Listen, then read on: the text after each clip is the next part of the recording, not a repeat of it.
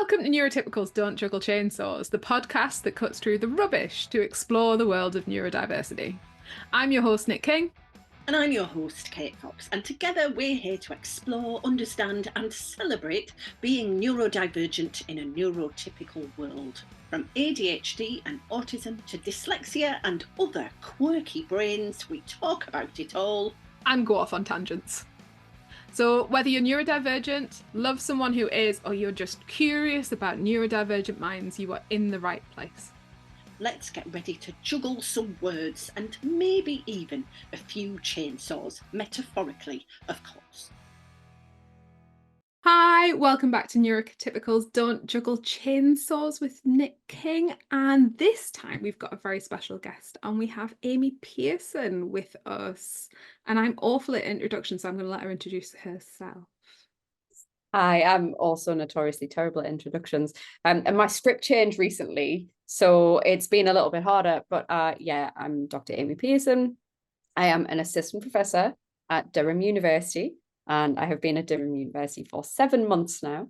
I am a late diagnosed autistic woman, and I do research around identity, autistic masking, relationships, and understanding victimisation among autistic people. And fabulous. And the book. We need the book, the masking book. Yes. That needs to come. Yeah. So last year, I wrote a book with Kieran Rose, the autistic advocate, on autistic masking and understanding identity management and how stigma plays a role in masking.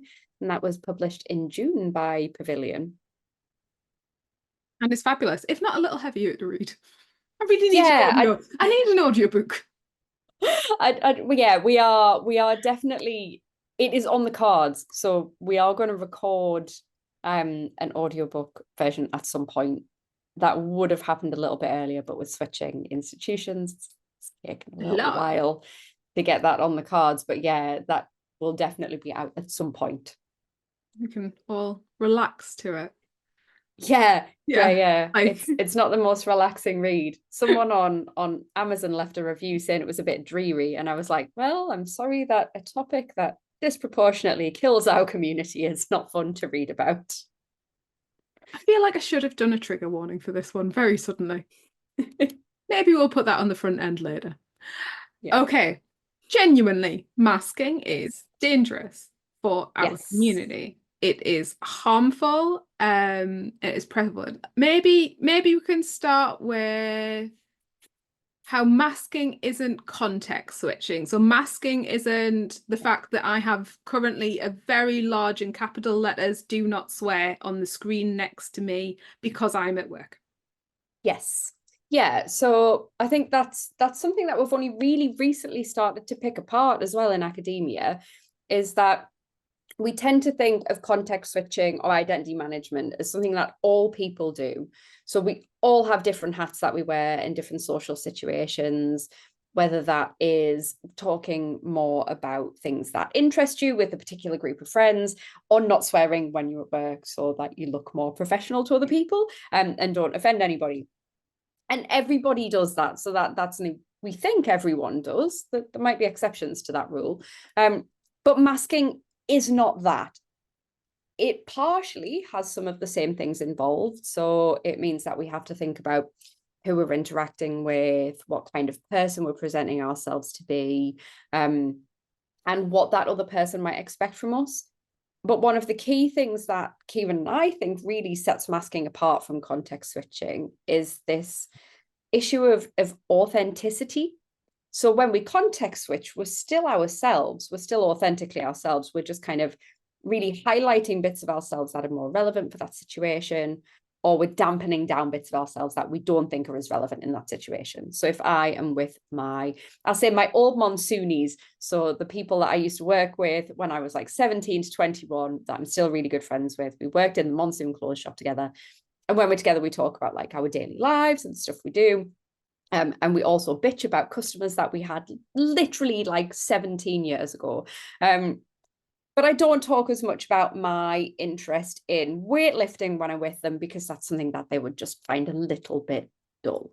So they know that I do it, but I wouldn't talk about it a lot. Whereas with my gym friends, that's obviously a huge topic of conversation, right? So that's still an authentic part of me.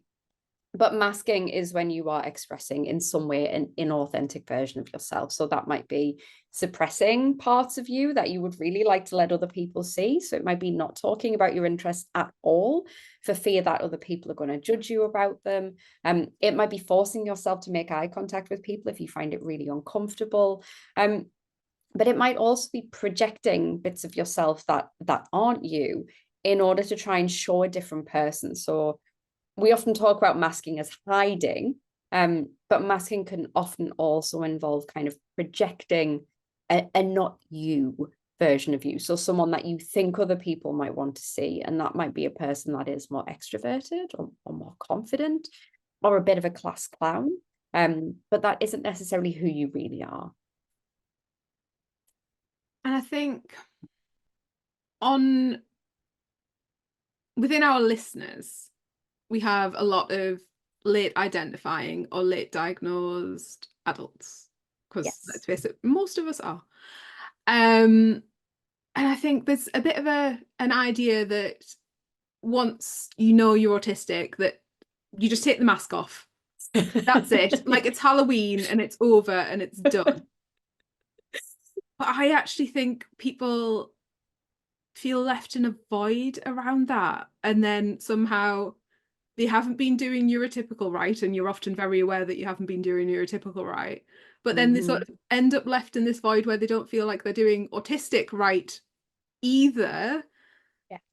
And then they really struggle with trying to find what is that sort of that non-observed version of themselves.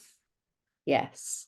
And that is so hard. So like I would jokingly say, but actually it's not a joke. Like when we talk about taking the mask off, it is that idea that you can just kind of, change one thing and suddenly you drop this mask, you take it off physically and you're the authentic you.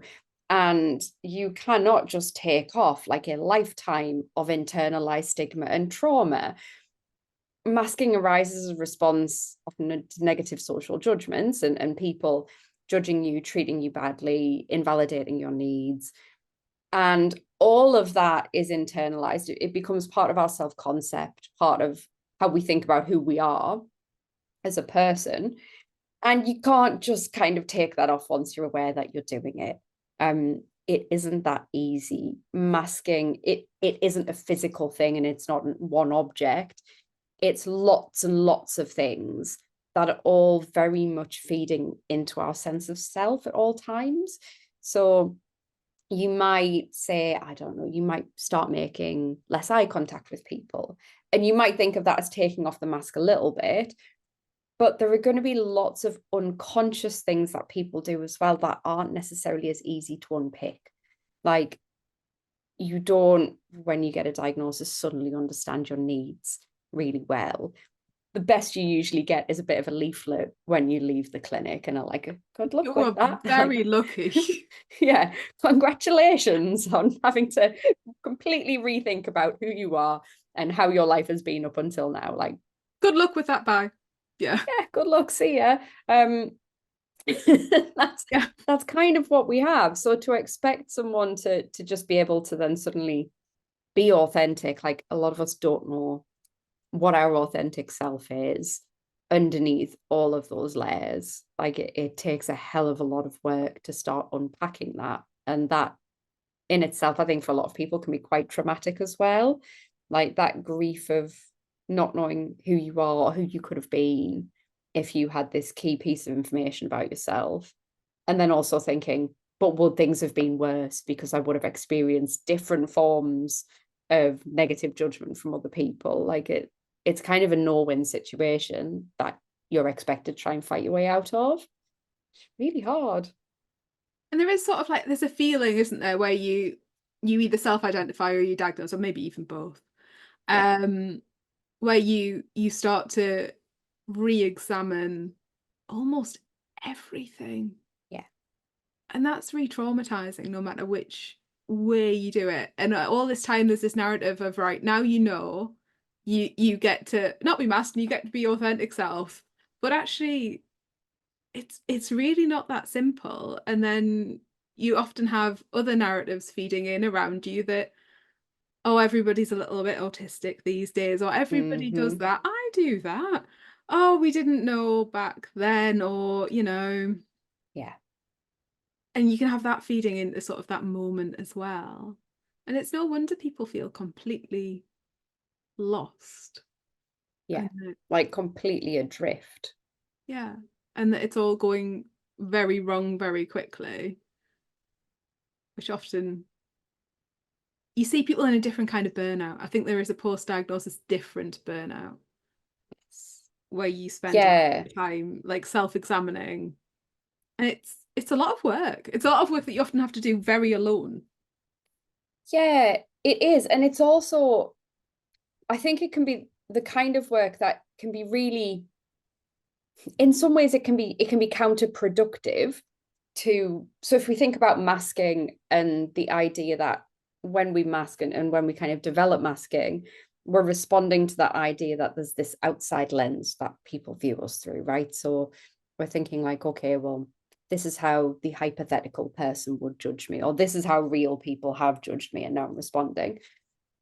And when you start unpacking that and really starting to reflect on yourself and your own behavior, you're still reflecting on you from both an outside lens and an internal lens.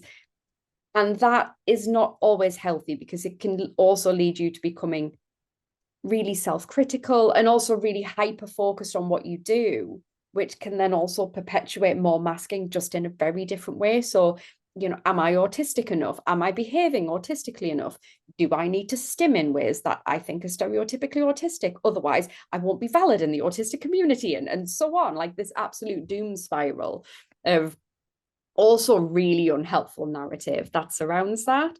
So yeah, like it's a really lonely process, and you can talk to other autistic people about it. I mean, I think that is one thing that does help, is talking to people and being like, hey, have you experienced this? And the overwhelming response is, oh God, yes. And that does help. But yeah, it doesn't necessarily make your life easier. And it's a huge sort of, I don't want to say the word burden within my community, but there is a lot of traumatized autistic people doing a lot of work for free to help the people who are coming through, who are like self-actualizing and self-identifying or even being diagnosed. And they're like, oh my God, help. And we're like, okay, we'll try. But there are so many of us who are, in that sort of that help burnout as well, because when you are helping people, you are also doing a level of masking. Yep. This is actually a major thing that came out of a piece of research I was just telling you about a little bit earlier. So I had a wonderful student last year called Ashton Ferguson, who did an absolutely fantastic study looking at burnout in autistic motherhood. And one of the major things that came out of that was that they said community is paramount. Like talking to other autistic mothers has been life-changing, because when you get advice, even just from other autistic people who don't have kids, they'll be like, you just need to find some time to rest, get away from other people, be on your own, engage with your interests. And when you have kids, like, and check your privilege while you're at it. Like you just can't do that. And they were like, but community is amazing. So having autistic people who understands absolutely phenomenal. But at the same time, we are all burnt out and traumatized and tired. And it's so much emotional labor that we have to be really mindful when we're supporting each other, that actually we're looking after ourselves too, and we're not putting too much on other people. And they effectively said, like, there's a dearth of professionals who know how to support us in meaningful ways. Like that lived experience is crucial, but you also sometimes really need professionals who know their stuff, who can draw upon that to provide you good, effective support that isn't just feeding back the kind of like further stress on the community itself. Yeah. If I had £1 for every person that looks like me, who has a very available social media, who'd had a message in the middle of the night from another autistic person talking about immediately about to kill themselves. When you're a professional, you can declare a 9 to 5, Monday to Friday boundary that we don't get the privilege of because we are accessible, like almost 24/7 because of how we interact within the community. And it's terrifying. And I have a level of privilege. I have created and curated a community around me of people in a similar position who get treated in very similar ways, and we can support each other. But again, that's a level of privilege. And it's also a level of pressure. Like, it's something that I think as time goes on and we start to see more and more work coming around about like how you actually embed knowledge into practice. So thinking about, okay, well, how do we support autistic people who have gone through that late diagnostic process, or who have suddenly realized they've had a lifetime of masking and are really distressed by that? How do we provide professional support that is appropriate, that is really solid in terms of its knowledge base, and that's going to have a meaningful impact on not just supporting people through that, but actually preventing it from happening in the first place? I think something that really struck me out of the NeuroBears research, bearing in mind that the average age of those children was 10. Yeah. And they were all diagnosed, so they all, or self-identified, they all knew they were autistic. They had a very, very clear concept of masking. They had a very, very clear concept of who was safe and who was not. And I think in adults, we are still conceptualizing masking within social anxiety. Yeah. Whereas I would much rather it was conceptualized within felt safety. Yeah. And we are a long way from that as well. Yeah. And I think that's actually really crucial, because I think that highlights some of the other issues that we see then come up around masking, like around intersectional issues, where when we talk about unmasking, the elephant in the room is always whether it is safe to unmask. And for many people, like for various reasons, it is just not safe. And that might be because of your race or ethnicity and how other people respond to that. It might be because you are individually in an environment around family members who don't accept you, or, in relationships with people who don't make you feel like you can genuinely be yourself. Like, there might be consequences to that. You might be stuck in a school that is really not very inclusive. And in those situations, expecting people just to be able to be like, I can be myself now, it's unhelpful at best. But it is actively harmful in most of those situations, expecting people to just be their authentic selves and deal with the consequences that come along with that. I often talk about that within the context of my youngest child. So for the majority of our listeners who will never seen her, she is very petite, she is very cute, she has hair down to her waist and massive brown eyes, and she is white. And she can get away with murder because she has the ability to like do the look of like, please sir, I want some more kind of stuff, that literally can get away with murder. And obviously she is very much my child, and is quite demand avoidant. And she will say things to professionals like, you are giving me choice paralysis, in a really, really frustrated and angry voice. And because it comes from this tiny, cute porcelain doll-like human being, they think it's cute. But if that came from a kid that was the same age, that was a lot nearer 5 foot odd, and was a lot nearer like adult size, and was male and was black, it would not be cute. And it would be perceived and interpreted very, very differently. Yeah. And I have to say, there seems to be, and I think we're gonna talk about gender masking in another episode, but I think sort of 10, 15 years ago, we need more girls in research. And that was put on every single document I read. And now we need more like diversity and ethnicity in research. And I'm like, but is it safe? Are we just writing that now as a blanket policy? Or like, have we considered the safety within that community of us going to invade their space and say, you should mask less? Like, can we check ourselves before we go do that, please? Like, let's not. No. But And I mean, people don't under like the internet's a understand bin fire at the best of times, isn't it? But the lack of nuance approaching some of the issues that we see is just really not good. No, and because it isn't necessarily safe for No. anyone to unmask at any time. No. Even if you have a fairly decent level of privilege. And then obviously the more intersectionalities you put on there and the more unsafe spaces you are in, you're not necessarily doing people a favour by telling them that they should just unmask. Because you're not always safe. No.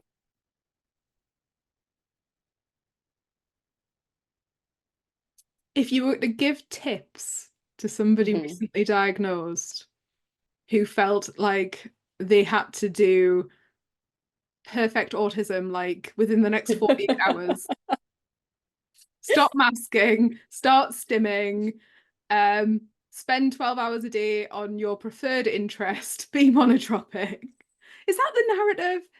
Is that where we are with the narrative right now? That's like, just do it. We have to switch. It's an unhelpful place to be, right, isn't it? I think my best advice to someone, and this is such a cliche, is to learn how to be self-compassionate and kind to yourself.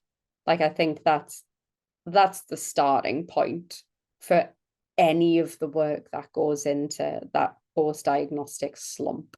Because I always say, like, I was really lucky in that I had a really weird kind of, I guess, a pathway into this, in that I was an autism researcher before I knew I was an autistic person.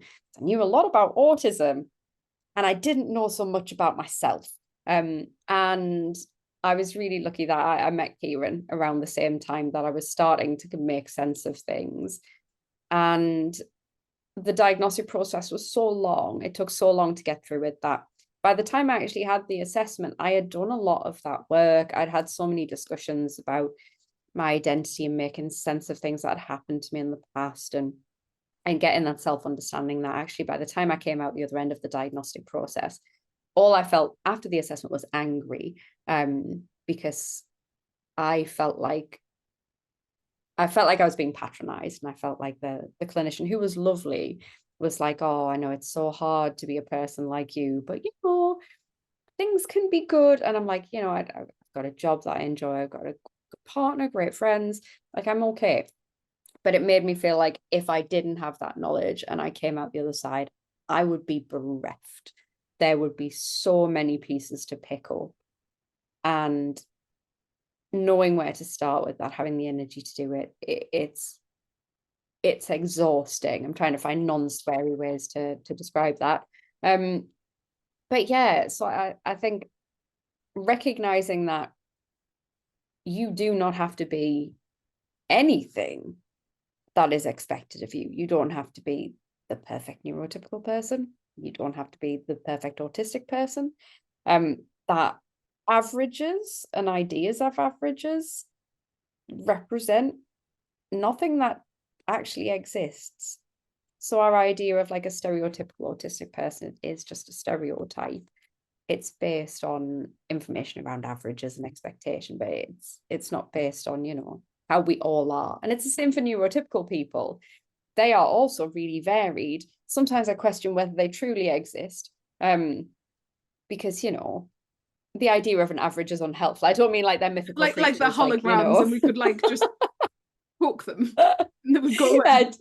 I don't mean that they're like unicorns, but that, we have this idea that they're based on an average, and actually no one fits with that average. But that you are never going to be able to live up to that standard, and you are never going to be able to please all of the people all of the time.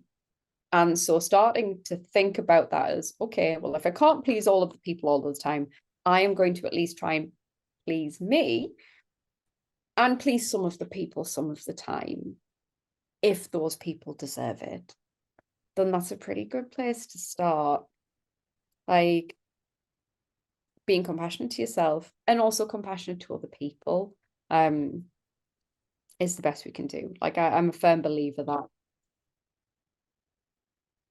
one of the things that I think it isn't helpful to do is become really shut off, and really, well, no one's ever met my needs, so I'm just going to do everything I want now and completely go off the rail. Do you know what I mean? And I'm like, I don't think that helps anyone either. Can I though, just for fun? Meeting people in the middle is good. But I think that's the hard thing, isn't it? Kind. Because when you haven't considered your needs or met your needs so long, that any form of putting up a small boundary of saying this is now one of my lines can be interpreted and perceived badly, and then you can have a negative, like somebody might react negatively to that, which could re-traumatize you, and then you think, oh, it's the first time I've ever tried to put up a barrier or meet my needs and it's gone really badly. So I will just go back into not meeting my needs and possibly a burnout cycle, and really and that's equally not great. I think a lot of people can lose relationships when they go through that process, and I think a lot of the time that is people learning about who really respects them and who is safe to be around. Like there's a big difference between having a lot of interpersonal conflict with someone and not being willing to work through that. So just being like, so one of the things that a colleague and I always talk about is that boundaries are a thing that you have. So you can't enforce a boundary for someone else. You can say, this is what I will do and this is what I won't do, but you can't say this is what you will do to another person, because we just can't control other people like that. It's neither healthy or helpful. But we can say, if you do that though, I won't engage with you. I won't spend time with you. That is not for me. I respect that you want to do that thing, but I don't want to do that thing. And that's okay. And a lot of people learn then who will respect their boundaries and who will not. And some of that might come down to that person not being great to be around. And some of it might come down to just actually you not being very, very well matched. So if you have really disparate boundaries, really different wants and needs from somebody, it doesn't always mean that they're a bad person. It doesn't mean you're a bad person. It just means you're very different, and that's not going to work. But a lot of the time what we see in our research is that a lot of autistic people have had relationships with people who will, for want of a better word, take a lend. So who will be quite manipulative, will take advantage. And when people gain that self-insight and start to say, actually, I'm going to assert myself and say that's not okay, those other people will push back against that because they'll be used to being able to take advantage. And those are the people that it is good to be able to, get away from, get them out of your life. Because I guess that's a whole other side of things that I'm sure we'll talk about at some point. I think we will definitely get to. Yeah. So masking, significantly problematic for everyone, for our community, for individuals. It is harmful to you. It's harmful for your access to healthcare. It's harmful for you all and many aspects of your life. But it is definitely not as simple as just let's stop. No, it's something that we at the moment need to be able to keep doing where it is helpful for us.